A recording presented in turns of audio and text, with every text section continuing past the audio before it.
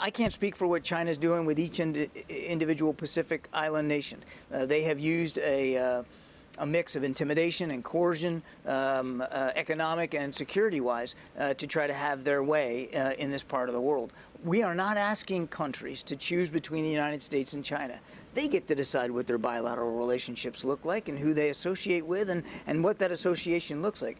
What we are doing is trying to show in demonstrable in ways that the United States is a reliable, stable, credible partner in this part of the world and around the world, and to give people alternatives to the coercion and the intimidation that the Chinese tend to demonstrate. How close are G7 leaders aligned on this point, on making sure they are de-risking from China? Most notably, I'm thinking of Europe and Emmanuel Macron after his visit, where he said that Europe actually has strategic autonomy when it comes to China. China's going to be key on the agenda here in Japan, and I think you're going to see the G7 leaders all speak with one voice about the challenges that China poses here in the Indo-Pacific and around the world, but also what some of the opportunities are as the G7 nations are to compete fairly, but to compete well with China.